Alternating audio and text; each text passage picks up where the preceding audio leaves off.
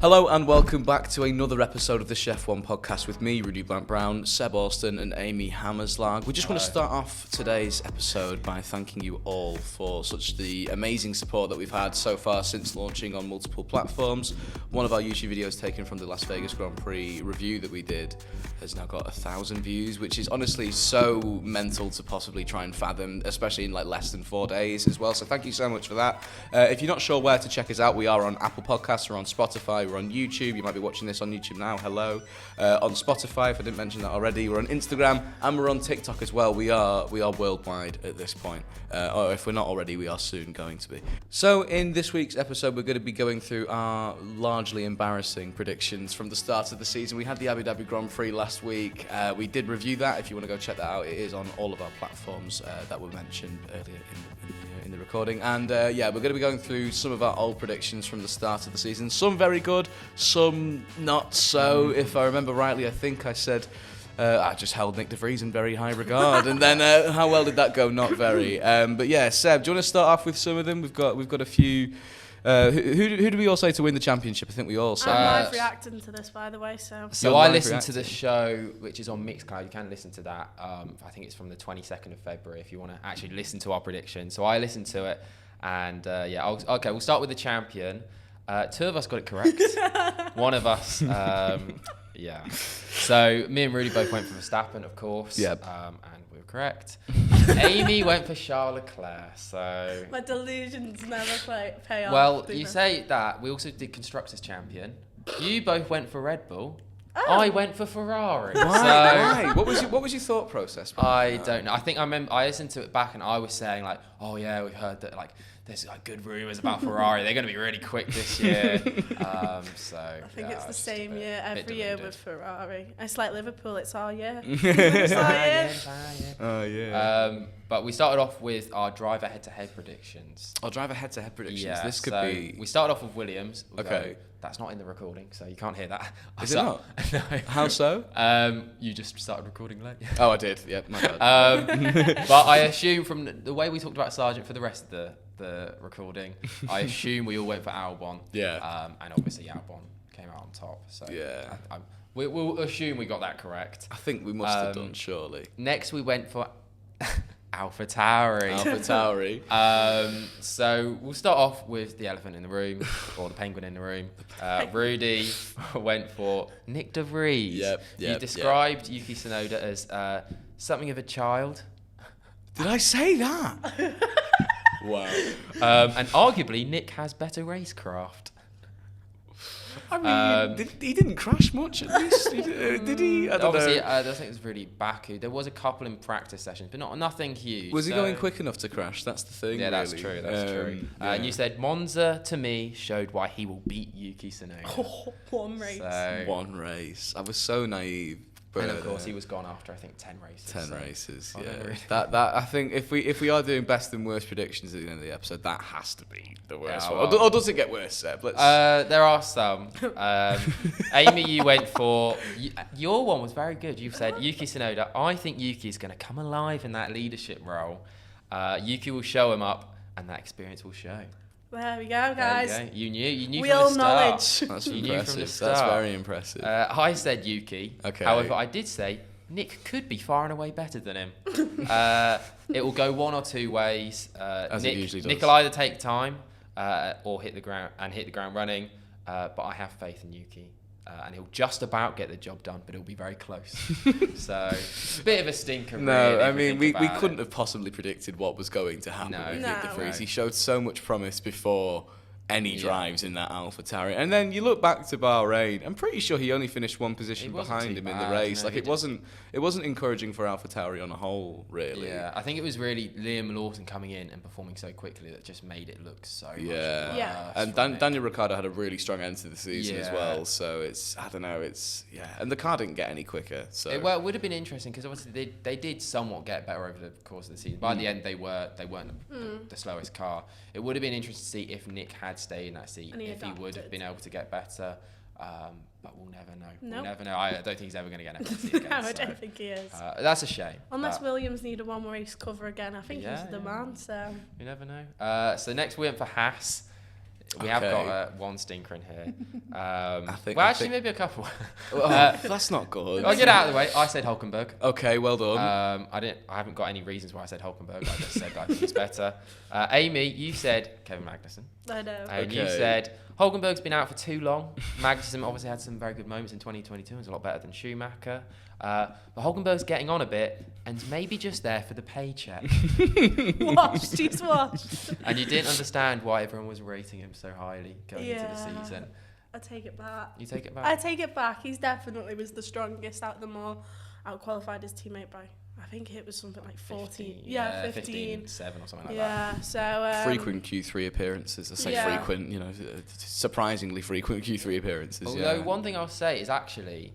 I always have thought that this season it's all been Hulkenberg, especially from his qualifying. But actually, he's only really ahead on points because of Australia, where he finished, I think, P7. Yeah. Right. He only had 1 point finish in the whole season, which for me, I found that crazy. Wait, Kevin Magnussen did? No, Hulkenberg. 1 point Whereas finish? Magnussen had 3, but they're all P10. So that's so... I know who my goat is. I know who my goat is. Was it really just 1 point finish? He had a sprint...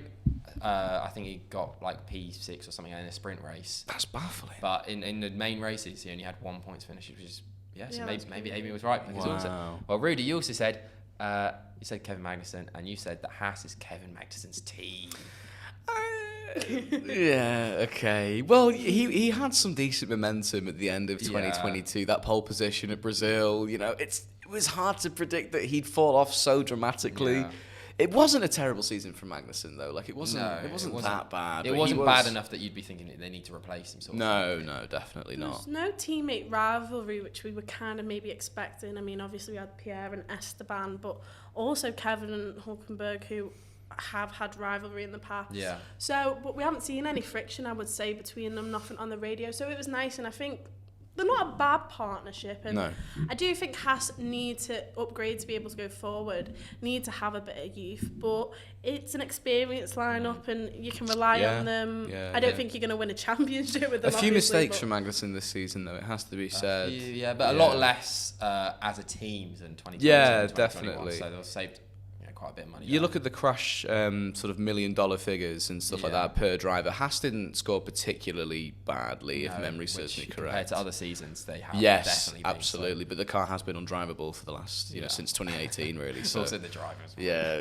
fair enough. Questionable. Next up, we went for Aston Martin, and this was very comfortable. We all said Alonso. Okay, good. However, Amy, you did say that Stroll is the driver you'll always defend, and he's proven that he's good enough for F1. Why did you say that? I don't know.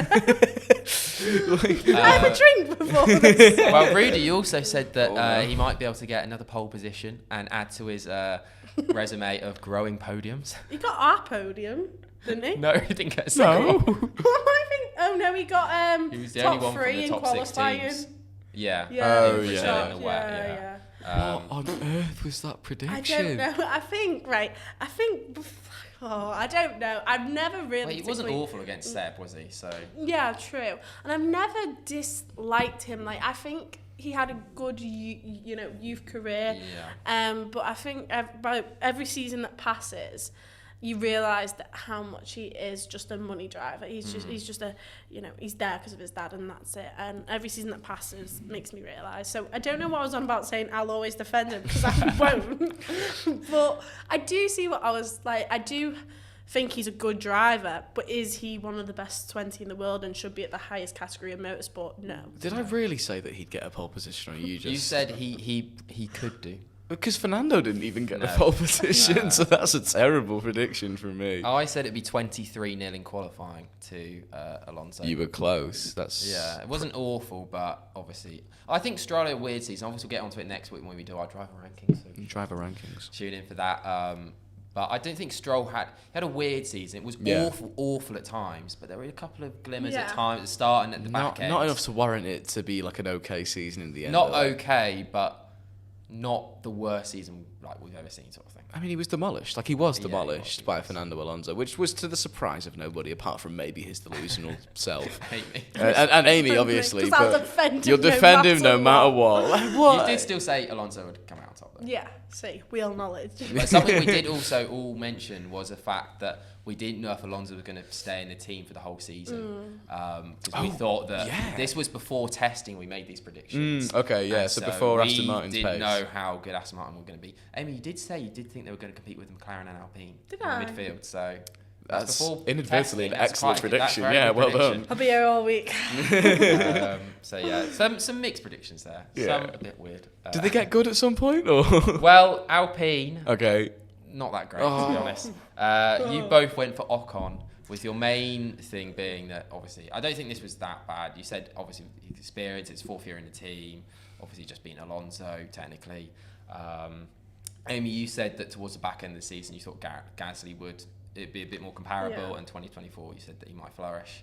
That's a very good prediction, actually. So yeah, and it was effectively the closest teammate pairing. Yeah. Apart from qualifying, but in the races it was very close.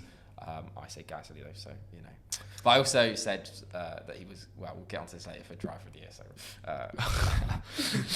to the surprise of nobody. Yeah. But yeah, go on. But he did have a good season. It was okay. It was very good for a first season. There were some moments where it was, you know, he just like it looked terrible. He won a podium, didn't he? He did. So and did P3 Ocon. in the sprint as well in Spa.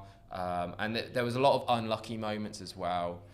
It certainly wasn't the driver's fault for Alpine's sort of lack of success this season. The car wasn't great. You know, it looked at times, you know, it was either really slow in a straight line or they'd sacrifice everything, have great straight line speed, and then just be really vulnerable to being attacked in other parts of the track. Like that was the case Brazil for most weekends. Brazil comes to mind. Vegas as well, which is weird. Yeah, whereas Monza, they were terrible in the straight line. Yeah, so it was a strange season for Alpine. But then Monaco as well, they were really good on, you know, obviously the high downforce nature of the circuit, and in the wet as well, you know, difficult conditions. Yeah. They both drove pretty well. I'd say they were fairly consistent, particularly Ocon at the start. I remember being rather consistent. Ocon had a very good start to the season, I thought. Consistently up there, and that's when the car was slightly more competitive as well. Which was a bit of a shame for Gasly that he came into his own element as the car sort of slipped a little bit down. But his consistency was remarkable. Sort of after you know from his podium from the Dutch Grand Prix onwards, he was really strong. From the summer break, he was really good onwards, especially in qualifying. Yeah, like it was. I think it was after like 8 or so races in. It was like 5-3 to Ocon or something like that, and it ended up finishing 14-8 to Gasly. So really, I didn't even know that was the qualifying. Yeah. Oh wow. So I think qualifying, but on the race pace, I think it was a lot more even. Right. And obviously Ocon had a lot of DNFs. Yeah. But at the same time, you know, Gasly was also unlucky at times. So it was a very evenly matched. But Gasly slightly towards the end of the season, more so looked like the better driver. So what a piece for Amy. And technically, actually, in the races, if you exclude the points from the sprints, Ocon did actually come out on top. Right, but we're not going to exclude. We can't exclude that. We can't exclude points. Yeah. But in a way, you sort of got it right. It wasn't a terrible prediction. It was probably the closest one. No. So we'll take it. And then the least embarrassing, certainly. Yeah, it wasn't too bad. Bar Williams, yeah. McLaren, we all went for Lando Norris. Okay. And you two said it would be comfortable, but Piastri would impress. You both thought that it would be comfortable. Whereas I said it'd be very, very close. Really? And I think it'll just be a couple of points in it. Wow. So, I mean, bit silly. I mean, Piastri certainly had some amazing highlights this season. You'd feel like it would have been much closer than it was, given Piastri winning a sprint race and just just general hype around him this season. And you actually look at the points. It's quite a big difference. It's similar, really, one to of the Stroll and Alonso. Yeah. Which is strange, considering how much people have hyped up Piastri. I mean, it's been the best rookie season since Lewis Hamilton, yet there's been such a big difference in technically in points it has been, but I don't think it hasn't been. You can't take it for that value with points. You can't just look at that. Leclerc's was, I think, arguably better considering machinery. Verstappen's obviously better. I don't even know who else. Maybe Gasly was. Since Lewis Hamilton, I'm trying to think. So that 2007? Who's debuted since then? I'm trying to think. Snowden, that was stinky. That was poor. Magnussen in McLaren, obviously got podium in his first that race. wasn't impressive. Not too bad. Debut season. But compared to Piastri, I think one thing you have to say about Piastri's rookie season, that he's the first rookie we've seen since Hamilton, really, who's been in a really good car. Yeah, apart from at the start of the season, though, that's probably why there's such a huge gap in the points, because Lando knows how to get the best out of a poor performing McLaren. He's been doing it for a few years now, and then Piastri, you can't. It is difficult for a rookie to, get the most out of what was a really bad McLaren at the start of this season. So that'll probably be the biggest reason why there was such a difference. But obviously Lando Norris's consistency. Oh, he's had an amazing season as well. These podiums, like this is the most he's ever had. I think it's in one season, it's more than he's had in his whole career combined before this. That's right, so you've got to look at Lando as well and just appreciate him for the driver he is, on top of Piastri. And I think next season when we go into it, it'll be a bit closer. But you just got to take it. You can't take it for face value, basically, that points difference between them both, because Piastri's been amazing, but so is Lando. So. But then I think going into next year, there is, we touched on it in other podcasts before, but there's going to be actually quite a bit of pressure on Piastri. There's so much hype around him after last season that he does actually need to bring that gap closer. Mm-hmm. Yeah, if definitely. it always stays this gap, like if this was Piastri's season in 5 years from now and he did exactly the same season he did now, it was a poor season, really. It was sort of like how we predicted the Haas teammate partnership was going to be. So, Nico Hülkenberg getting all the consistent points and stuff like that, but Kevin Magnussen having the sort of the more influential and the more important moments that season. Obviously, Piastri sprint race win and, obviously more notable performances as a rookie, competing higher up in the field. He turned a few more heads than Lando Norris did, but undoubtedly Lando Norris was, consistent. He was always there. Yeah, race absolutely. pace especially was where you saw, I think, the biggest gap between them. Yeah, very few mistakes as well. Okay, so next up we had Alfa Romeo. Amy, you went for Zhou. I think I can't representing ShefF1. Yeah. You said that this was a season that he was. You said he was very impressive in 2022, and that he was going to continue that into 2023. I think for a rookie season, how bad that car was last year, I think he had a good season. Yeah. Points on debut. And obviously had a massive crash himself. I mean, that's what I think of when I do think of Joe Guardian. Yeah. But I just thought, Bottas, again, it's something like a paycheck driver. He doesn't need to be there. He's not going to win races or podiums or anything like that. But, no, Bottas was much better. I'll take the L on that. But I didn't think Zhou had a terrible season. I think was it the awful, smallest, one of the smallest close, margins between drivers. So it's very difficult to judge. Points, so. It's very difficult to judge two drivers in such a terrible car, considering how. Like, it was such a nothingy season for AlphaTauri, really. Like, no highlights or anything like that. Apart from Bottas and Zhou occasionally made Q3 and whatnot. I think one of them they had really a well. very good quality. I can't remember where it was when they were like 5th and 6th. But they dropped off massively. But it's added to how sort of how unimportant their season was to anyone because we can't remember where they did well, sort of thing. I mean, that's me making excuses for the patches in our knowledge, but still, it wasn't anything to sort of write home about for Alfa Romeo this season. But again, through no fault of the drivers, they were both fine. No, they were both fine, but it's just like they didn't do anything where you're like, oh, they're outperforming the car. Yeah. So, no, that's very true. At the same time, like, where is the motivation going to be for them to do that when you're just competing for, at best, like sometimes P12 sort of thing. So like, I can understand it, but we did both go for Bottas, Rudy and I. So happy with that. But I did make some comments later about Bottas, which are a bit. Well, was it flop of the season? All to be revealed. As you'll find out. Next up, went for Mercedes. Amy, you said it'd be very similar to 2022, but Hamilton will just about beat Russell. Not awful. Just. It's not awful. But if you look at qualifying, it was equal. It was, very impressive. And Hamilton has had the better season, but I wouldn't say he had an amazing season, even though he's come P3. I still think he had a bit of a stinker. And I don't know if that's just because of his... how so? What I don't know if it's just because of his standards as being a 7-time world champion. And, like, when I look back at, races, I can't even think now, but, like, I think... You never had a double Mercedes good weekend. It was always one or the other. I can't think of a double Mercedes podium. I don't think they did one. So I just think it was George's weekend or it was Hamilton's weekend, and it was more Hamilton's weekends than George's weekends, especially towards the end of the season. Rudy, you actually said that Hamilton will be one of the most improved drivers compared to 2022. I'm happy with that. Because you said that by the end of 2022, he'll be back to the Hamilton we know.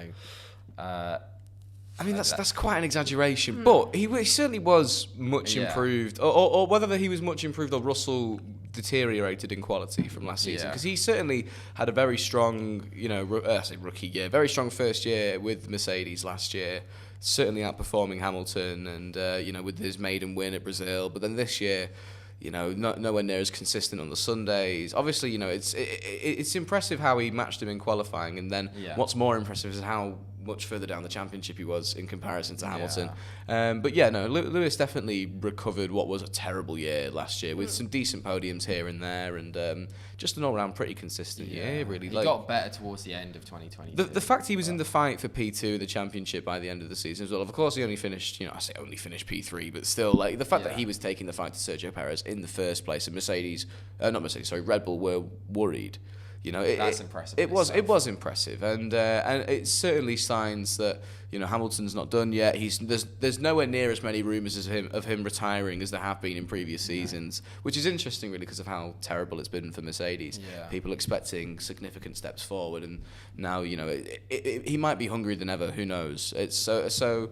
Maybe it's good going into next year, but I'm happy with that prediction. It depends. It sort of depends how long Mercedes take to get it right. Yeah. Because obviously there's new regs coming in at I think 2026. Yeah. So I don't see Mercedes making a huge step up before that point, and then it just depends how confident he is by that point, and how skillful he is actually, how much he's still got within him. So, I don't know. We'll see about that. I think 2025 is Mercedes' year, but I think next year's another write-off already. You're coming out with some mentally specific predictions, but Just you watch this space. I said Hamilton will start well, but if Mercedes aren't competing, he'll lose motivation. So across the season, Russell will finish ahead. However, if Mercedes compete, Hamilton will beat Russell. So I've just sort of said both there. Yeah, I didn't really. But I did go for Russell. Okay. So I got it wrong because I thought the Mercedes weren't going to compete, and they didn't. But Hamilton still came out on top. So I thought it was going to be similar to 2022, and it just it wasn't. I mean, it's definitely one sort of good sign of the Russell fall off this year has been the number of memes that have been coming his way. I mean, the reputation that he's getting. He's like, I'm seeing these TikToks, and it's like the jokey TikToks that you see about Nicholas Latifi. I'm seeing the same things about George Russell now, considering how many mistakes he's made this year. He's cost Mercedes a fair bit of money. Singapore. I was just about to say Singapore is the prime example of that. But then alternatively, his lack of consistency. You've got races like Singapore where he crashes out in the fight for the lead, but then you look at his performance at Qatar across the whole weekend. He was exceptional, minus the incident with Hamilton, which was Hamilton's fault, and he said it himself. Russell was unbelievable in around the Losail circuit. But then in Vegas, he went straight into Max, and they just let him. They didn't look in his mirrors. And then he owned up to that as well. It for a change. Crazy inconsistent year from George Russell, which is out of character for him, really. But But when he had a great week, he had a great weekend. You know what I mean? The last race of the season, obviously in Abu Dhabi, I thought he was incredible. Really strong pace, qualifying and the race, and he kept going until the end. I think that shows the talent still in there, isn't it? Yeah, he's when I think of the drivers on the current grid, I think of him as potential future world champion. I think of Lando Norris, George Russell, Oscar Piastri, Charles Leclerc. I think they're the four on the grid for me that have it in them to go and win a world championship. So I do still include him in that. It's just been a dodgy season. Yeah. But either way, 2-1. He was due one at some point, really. He was, he had 3 impressive years at Williams, and then, was it 3? Yeah, it was. Yeah. It was 3. 3 impressive years at Williams, 1 peculiar one at Mercedes, which was really strong, and then a pretty poor one this year. He was due a bad season, really. So, not awful, but they're just okay. I'm happy with mine on that one, Then we go on to Ferrari. We'll start with Rudy. You said, this was actually just very easy. You just said Sainz is very talented, but Leclerc's slightly stronger, and across the season he'll get it done.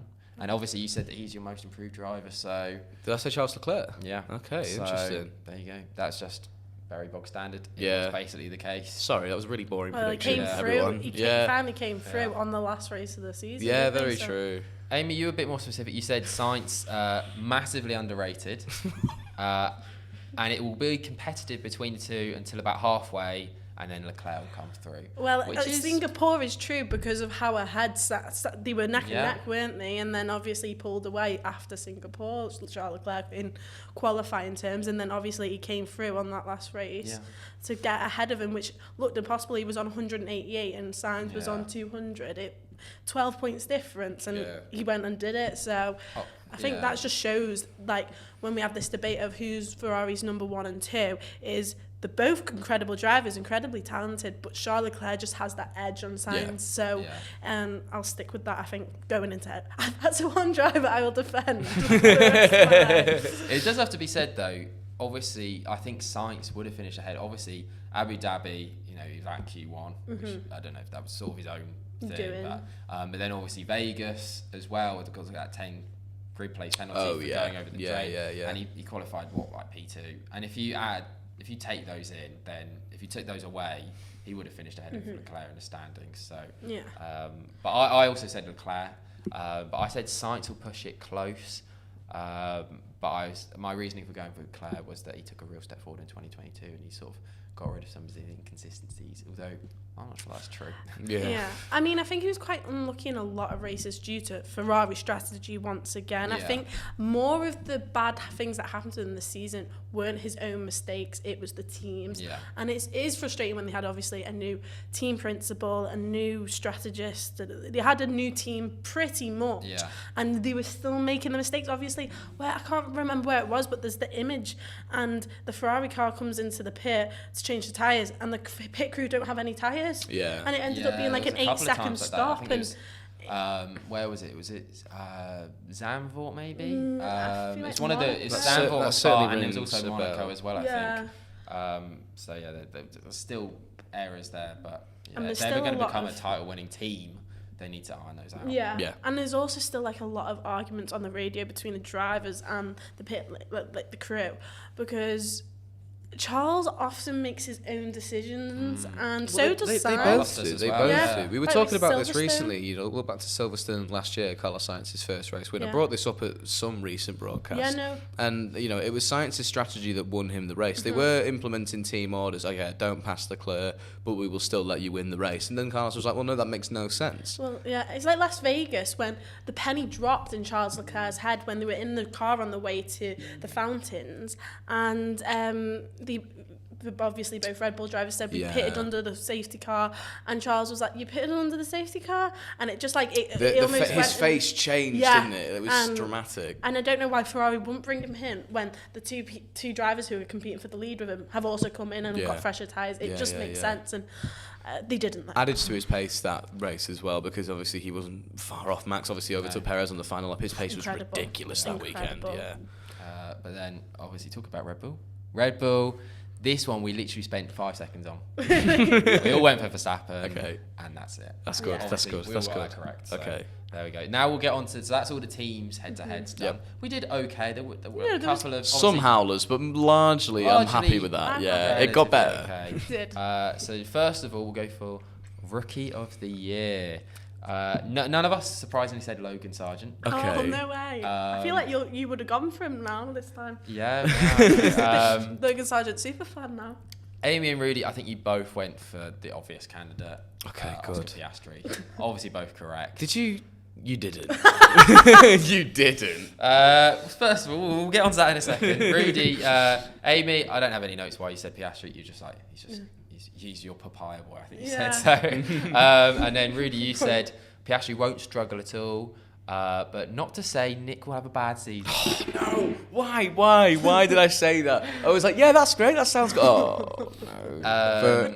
But I think it's comfortable for Piastri. Obviously none of us surprisingly said Liam Lawson. Would have been very strange for us to say. But one of us did say Nick De Vries, and that was me. Even though I said that Yuki would beat him in the head-to-head. I said that I sort of said in my reasoning I was going to play devil's advocate. That was just an excuse. I said I didn't have any reasoning to back it up though. So it's sort of getting out a little bit there, but at the same time, I did say it's going to be Rookie of the Year. So That's a howler. That's a howler. Sorry, Nick, if I cursed you there. Flop of the Year. Surprisingly, Rudy, you didn't say one. I did. You didn't say one on the broadcast. I think you might have done in your notes. I have in my notes. I have in my notes that George Russell was my flop of the year, which I'm very pleased with. That's not too bad. That's a pretty decent one. Amy, you went for the pay driver himself, Nico Hülkenberg. Still hasn't got a podium, has he? Very true. You said the history between Magnussen and himself could add to their their woes, and that would be the reason that he'd. Oh, they hit it off from Yeah. minute one, though. They seem so They happy seem to fine, be together. yeah. I It was mean, weird. like I just admitted like a few minutes ago that we didn't see any tension between them. No. Nothing on the radios. Yeah. They seem pretty good. I remember Singapore, they were having ice baths together. So that is a silly prediction, but I get where I was coming from. But You stuck by it. Yeah, Sort of, and if anyone listened towards the start of the year, I was a bit of a Hulkenberg hater, and now I have a bit of respect for him. He's converted you. I went for Bottas again. I don't know why, because I said that he's going to beat Joe in the head-to-head. Yeah. I'm not. I don't think it's that bad of a prediction. My reasoning was, I think I said he was past it. Okay. Which. I mean, it's got a naked calendar out, so Yeah. if you want to call that past it. He's doing bits. He's doing bits. But like, I think it's more the team that was the flop of the year, not Yeah. Bottas. Yeah. I don't think he did anything wrong personally. The car was just nothing special. Who would you say was your actual flop of the year? I was just about to ask that. It's got to be Nick de Vries. Surely it has to be Nick de Vries. I mean, if we're counting who was there at the start, but if we're counting there who was at the end, I'd go with what you said about George Russell. Yeah. Okay, interesting. I think it was just a big contrast from what he had last season. Yeah, but you can't go with who's there at the end when one of the drivers got kicked Yeah. out partway That's through the true. season. It is true. If I'm going with who was, who didn't finish, Yeah. then you've got to go with the person who didn't Because finish. I mean, he had such enormous hype going into it. Formula E champion, amazing standing Age performance. behind him, 28. Yeah. It was 28, wasn't 27, it? I Oh, think. 27. Yeah. And so, the points on F1 debut, there was no reason for Nick de Vries to do as poorly as he know, did. I know. But, yeah. And then it's weird because now you see everyone reacting to it now. It's like, oh yeah, it was from the start. Everyone was like, he's going to be badly. He was never quick in Formula 2, never quick in Formula E. No one was saying that at the time. No one was saying that at the time. So I don't know why. Yeah, Formula 2 champion as well. So there was no reason Yeah. for him to flop so badly. And he was still good in that year where it was, the Russell, Norris, Albon year. He came fourth and he won a couple of races in that year as well. So Yeah. even against people that are very in highly F1. regarded drivers, he was still competitive. Yeah. So And it was, yeah. In that Williams last year, it weren't anything special. I think this year's car's been quite good. Yeah. But if last year's car was not a point Scoring car. yeah, He got literally P9 on debut. literally. Yeah. Q3, I think, Amazing as well. performance. So there was no need for no one to say he weren't going to do well, because he hasn't got experience. He had plenty of experience in motorsport, not in F1 but motorsport. He'd also done loads of testing for Mercedes as Yeah. well at the times, and Practice sessions for Aston Martin Yeah. as well. He was here, there, and Do you everywhere. think his biggest mistake was joining the Red Bull family? yes, I think that if that Williams seat was on offer to him, I think he should have taken it. Yeah. But it wasn't, though, realistically. Like, they had Logan Sargent wrapped up. But he was a Mercedes, driver, and it would make sense that he was. But Logan was a Williams driver. That's the That's thing. There was a right. stronger Yeah, bond. it's Logan more was probably going to bring more cool. money in Yeah. as well. So, yeah. And obviously Yeah. they're changing. American. Well, yeah. I don't know. But yeah, unlucky. But my actual flop of the season, I'd say, Sergio Perez. Yeah. Surprised that neither of you said that. No, I that's a think good that- shout. He did cross my mind, but de Vries was so catastrophically Yeah. bad. Like, Yeah, that's true. sorry, Nick. Sorry, Nick. We do love you, and if you ever do a cameo for us, we'll forgive everything. Got any discount? But yeah, I think Perez is just an awful season. I think it's one of the seasons where it's like, even though it's so strange, we've said it before, he's finished P2, the best he'll ever finish probably. Yeah. Yeah. And it's arguably his worst season. in The Formula first One. ever Red Bull 1-2 in the I Drivers' know. Championship. He won 2 races as well. Yeah. I think he won Yeah. a sprint race in Baku. But that's just not. But then enough. his And it's teammate won 19. So, Yeah, that's, put it it's into just perspective a sort of- bit. yeah, And it's- the amount of times he didn't get into Q3, he was going out in. Infuriating. it was qualifying. That was so. It His was- qualifying was the worst part of his season. And then by he get far. driver of the day because he went from 12th to 2nd. I'd hope so in Yeah. a car Yeah, like that. exactly. He wouldn't even go 2nd, he'd maybe go 5th. And you know what, too? Average driver going 12th to 5th. Wow, incredible. But in that Red Bull, which is like a rocket ship, where his teammate is 30 seconds in the lead ahead of everyone, you've got to expect that at the very minimum. Yeah. So getting 1-2 in the constructors was absolutely the bare minimum, and he Yeah. only just got it. What I always thought was damning though was whenever he did end up in a position where he was in the lead of the race. So I think Vegas, and where was it? I think it was Zandvoort, where he was in the lead through just sort of strategy reasons. Yeah. Max caught up with him so quickly. So quick. In Zandvoort, they were on basically the same time. I think Max had 1 lap newer. Max was concerningly quick around Zandvoort, I have to say. He caught up like a 10-second gap in like 2 laps, basically, and it was ridiculous. I think you put anyone in Perez's car in that situation, and Max will be making those same sorts of inroads. Yeah. And Max was ridiculously quick that weekend. True, I remember watching it. I was so angry. I came up with something like, "Oh my word, he could find grip on a track made of butter." I was just so angry. I was just so furious at how quick he was. I'm like, this is just not fair. It is, but it's hard to say that though. Because we don't know that. No, yeah, because no one else was in that. But if I had to hypothesize, but Vegas as well, that he was in the lead of the race, and Max just closed that gap so quickly. Crazy. And it's just like, even when he's got clean air and he's in a position, Max is so much quicker in race pace and quali pace. It's kind of embarrassing. Max was starting from, I think the lowest was P15, and he went on to win the race. Yeah. And I'd love to have seen him starting P20, and I think he still would have done it. Yeah, definitely. And Perez, if he started in them positions, wouldn't even got on a podium. Yeah, he literally, which is so disappointing, and it does show a big difference in the two drivers' ability. Perez was very poor. But not terrible predictions for flop of the year. Yeah, I'm happy with that. Not too bad. Then we go most improved. Rudy, we already touched on this. You went for Charles Leclerc. Yeah. You said he had crashes at pivotal moments in 2022 in his championship charge, which was true. But this year will be different. And he could be in championship fight longer. Why did I say that? Well, to be fair, as we said before, there was a lot of hype about Ferrari. Yeah, this was true. testing. So I don't think it was an awful prediction. And was he improved really? I'd say he's matured. Yeah, okay, yeah. There were still errors though, weren't there? I think Miami, it was, and there was still bits about him where it wasn't quite championship material like Max's lots of level. bad luck, especially at the start of the True, season, though. Obviously up until Baku, terrible luck with the car. I mean, DNF in the first race because of the car, just sweat the engine went on him. And then had to obviously take a new engine and take a grid penalty. Yep. And didn't he get pole position in was it Baku he won the sprint, didn't he? Or he got sprint pole at the very least. Pole. Yeah. But the second race he got pole, I swear, but had to start sixth, I want to say, because he had 5. Right, yeah. Oh, true. Yeah. So it was like. Yeah, it was hard for him. He still proved that 1 lap pace is still, I think, exceptional. The fastest on the grid in my personal. Definitely. Yeah. I'd love to see him and Verstappen in the same machinery. Who would win in a qualifying head-to-head? That Vegas lap was ridiculous. That was, yeah. As much as I'd love him to win a championship with Ferrari, because I think that's what he wants. When it comes official about this Ferrari contract, it will break my heart a little. 2029 is the rumours, and I'm like, Why? Just want you to go ahead with Max. Yeah. He doesn't need to sign a contract that long. It's not like his seat is under threat. No. Just sign a shorter contract. We'll get into this when we talk about it more in depth. But so stay tuned for that. But anyway, go for Amy. Your most improved was Guan Yu Zhou. Okay. ShefF1. Yeah, we love you, by the way. You said he's going to be in the points a lot more. You wanted to say Albon. But how can he show improvement after 2022 coming up against Sargent? So you were like, Latifi and Sargent, they're both terrible teammates. Like there's nothing he's going to be able to do. Albon, that is a good prediction. But he hasn't. He's been I'd go with Albon now if I was to say my most improved driver. Joe, I knew what I was trying to say because I thought he had a decent rookie season and, obviously had that year's experience in the car and he was going to be able to excel.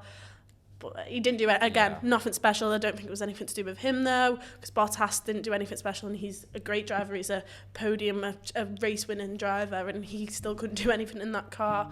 I just think it was more the car issue. But I'd go with Albon, definitely. I think that's not... To add some context, so when you said this, one of the reasons was you said he was going to be in the points a lot more because there was also, this was again before testing, there was some hype around that Alfa Romeo. I remember looking at pictures of the floor of it. Yeah. And it was like some weird, really aggressive sort of thing. Yeah. And that that wasn't actually on their car. So no.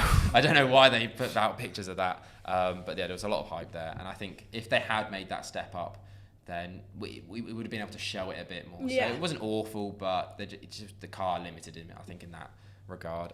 It feels like they're just trying to drag themselves along until the Audi in 2026. Yeah. They're just trying to fill a place on the grid. There's no point making enormous steps forward and spending loads of money in doing that when you aren't going to have a total rebrand. Yeah, they've lost the Sauber endorsement. Oh no, they've lost the Alfa Romeo endorsement. They are just Sauber going forward. They're going to announce a new team name soon though, so I don't know what's going to happen there.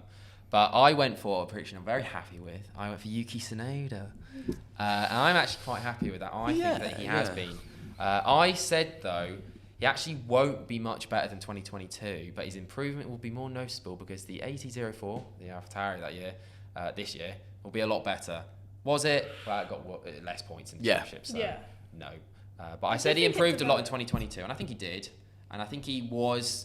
When you look at his actual teammate head-to-heads against every teammate he's had, he beat every single one of them. Yeah. And I think that shows that he is so much more mature. I know in an episode, a couple of episodes ago, we were saying not very mature. But, full of contradictions here. Yeah, I think he hasn't. I don't say he's the most improved driver on the grid, but this was a season where it was sort of make or break for him. I think, particularly at the beginning, he was comfortably the most sort of impressive driver on the grid. Bar Max Verstappen, but and he was under so much pressure as well because if Nick De Vries had come in and basically wiped the floor with him, that could have been it for Tsunoda. Yeah, definitely. We could have been looking at 10 races in. It was Tsunoda getting the boot, and Ricciardo coming in for him. Whereas instead, to be that impressive against a teammate that we all did rave about and do a job on him, I think that's really impressive. And then the Lawson bit, I think, would be that little Lawson spell. Yeah. It's the only thing that takes his season down a little bit. Without that, you'd say, I think he's one of the drivers of the year. Yeah.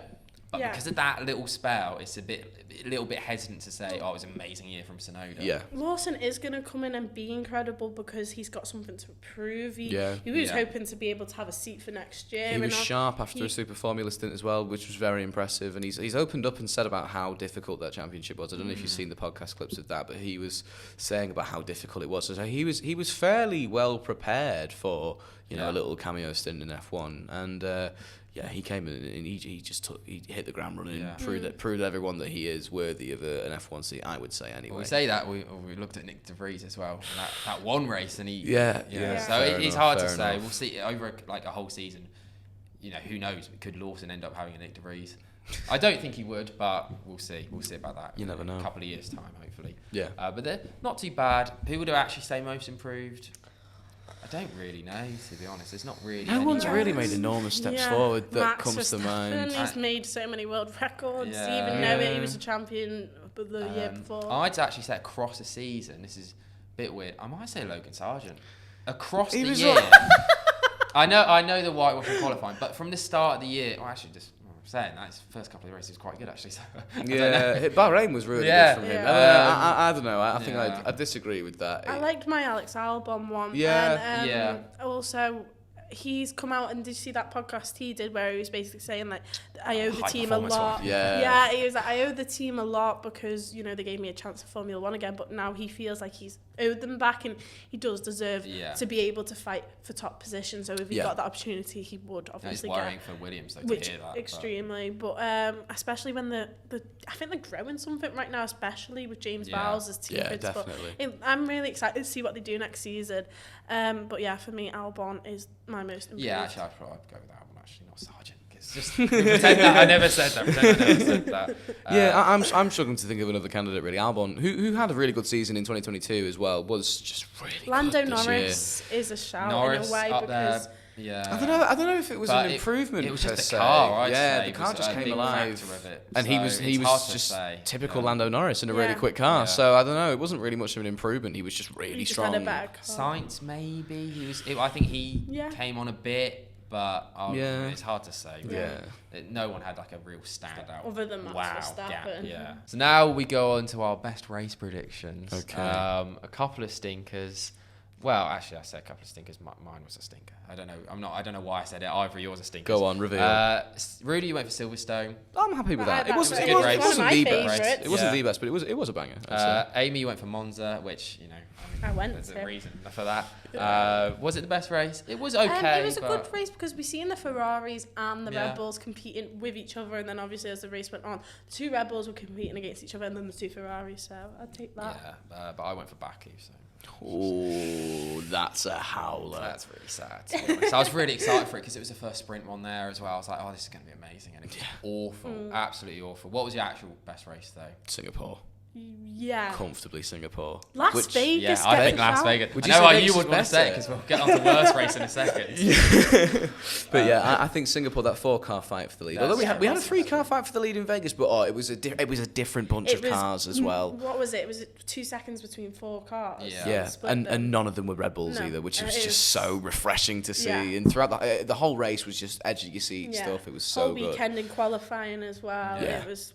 But I think Silverstone's a shout. That was one of my favourites. I think it's just because Lando Norris is leading the British Grand Prix. What a moment. And Piastri sort of, he didn't fumble, the team fumbled his first podium opportunity as well, so that was quite dramatic. Yeah. And the safety car was interesting. I think Silverstone, not the best race, but that's a good prediction. But yeah, certainly I'd say top 5 maybe. Yeah, I'd say he's I think my actual favourite though, and this obviously there's also personal bias here, but Zandvoort. Yeah, that was actually really good. It was takes, wasn't bonkers. The weather condition. Actually, Monaco as well up there for me. Monaco was really strong. Which I don't want to say because another worst race. I think there were a few races this year which were really good races. I think maybe a little bit of an underrated season. I think a lot of people are saying it's quite a boring season, but there were some races where it was really good. Yeah. Monaco really was a belter, I have to say. Monaco, Vegas, and it's unexpected. Monaco and Vegas, and Singapore. No one expected Singapore to be as good as it was. It's not usually that great. So, but yeah, as we said, our worst race predictions. Amy with the only good one here. Okay. You went for Miami. Oh, well done. That was awful. I think that was so dreadful. Bad. It was the worst race. Yeah. You're just saying that because Baku was your best race prediction. Pretend that didn't exist. Yeah. I think that was Miami and Baku were the 2 worst. But then we get onto some awful predictions here. I went for Monaco, which you know why I said that. Yeah. But at the same time, Monaco is Monaco. It can throw up something, and it did. The weather was mental. It was exciting. It was very exciting. But Rudy, you said Vegas, and you said it is going to be awful. It was fair enough, because I think I probably agreed at the time, but we can admit now that it was a good race. I made a huge mistake there. Vegas was excellent from start to finish, really. In terms of drama, it was a terrible event. I think we can all agree, really bad event. Really bad event. But from start to finish, it was, you were talking about it. Like, it was really good. Do you think that... we'll get into it a bit later, stay tuned. But Miami is going to be a sprint race weekend this season. Do you think that's going to improve the race? No. It's just going to give us more boring racing being forced upon us. I hate it's a desperate plea to try and give it a reason to stay on a grid. Like, maybe it'll be great in a sprint format, and it won't be. 2 American races, though, have a sprint race. I think that might be because a lot of the European market, which are like the traditional F1 fans, are a bit more like, I'm not a big fan of it, whereas the Americans is like, we love this side of stuff. No offense if you're American. More racing, dude. So I don't mind it. I don't mind that they've got 2 there, but we'll do a separate video about that. So check that out when that comes out. We had new race winner. We could say no for this. Rudy, you said no. You didn't think there was going to be a new race winner, and there wasn't. So well done. Technically Piastri in the sprint, but Yeah, sort of. And then Amy and we went for Lando Norris. I did actually say Lando Norris in my notes. I found the old notes, but I didn't really believe it. No. I just said it for the sake of putting an answer. It could have been so many times, though. If it weren't for maybe Max being so incredible and the Red Bull being so incredible, if he just DNF'd one race, look at Brazil, for example. The pace that Lando had, especially in the first stint. Say Max's car eventually conks out because it had to at some point in the season, yet it somehow didn't. That could have been Lando's race to win, but no, it was. It just wasn't meant to be for Lando Norris this year. But I think next year. Oh yeah, we'll see. We went for stand end of the year. We could say no, so we all predicted that someone would come in. I weirdly went for Ricciardo, even though I said Yuki Tsunoda would be most improved and Nick De Vries would be rookie of the year. So I don't know if I thought that Perez was. Surely Perez. But I went for Ricciardo, and arguably sort of true. Yeah. Lawson better. Yeah, Lawson was better. But either way. Your 2's predictions were really weird. I said Jack Doohan. I thought that there'd be a massive crash between the Alpines and one of them would have to... I guess so, And so Jack Doohan comes in, but... I don't know what I was thinking. Amy went for Mick Schumacher, and that's probably from your Hulkenberg sort of hating. Although No, I think it was because he was the reserve driver for a few teams. So I knew McLaren was one, even though they've got Pato O'Ward. He was also for McLaren, Mercedes. I think there was another team, Williams. Probably. So the likelihood of 3 teams having someone ill at least one weekend, I think he was the most likely to be phoning in. But he didn't. So backed up there. I think that's quite a good prediction actually. Then team principal of the year. A bit of a weird prediction. I don't know why I predicted this. We just went for Professor and Rudy. Apparently didn't say anything. So. Did I not? Oh right. Did I not say? I thought I said James Vowles, and I'm not just saying that to try and. If you did say that, but you didn't say it on the me saying James broadcast. Vowles honestly rings a bell, but maybe I didn't say it. Yeah, because I haven't got anything in my notes here actually. So that's It's not really a great category to predict, is it? No. No, I think for was sure there a team principal of the year? He could grow into his role. He could do. James Vowles was the team principal of the year. I think. Yeah. But if he wasn't James Vowles, would we be going on about him? Though, if he wasn't, we all love James Vowles as a person. Yeah. Someone called Andrea Stella. Andrea Yeah. Stella had a Yeah, really strong year. And how quick that Aston Martin was at the start of the season. Mike Crack was fairly impressive. And Christian Horner. Funny name well, as well. it's first one too that Red Bull's ever had. Yeah. So That's what I have to say them. And then we had some shot predictions. So these are our final predictions, just random ones. We said that we didn't actually believe it was going to happen. I said that Sainz was going to be up there by Abu Dhabi competing for the championship.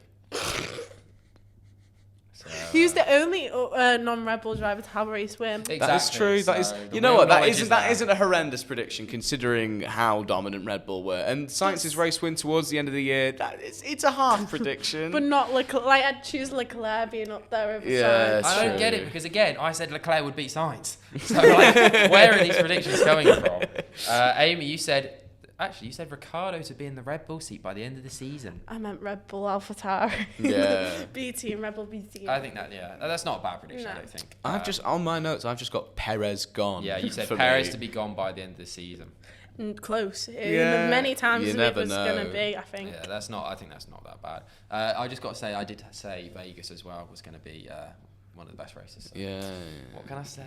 Real knowledge. Exactly, guys. Yeah, well what done can you. I say? But yeah, they were all our predictions. So I think overall, there is a couple of Nick de Vries stinkers in there. It was a very George Russell-esque predictions, I'd say. Yeah. The highs were high, the lows were very low. So yeah.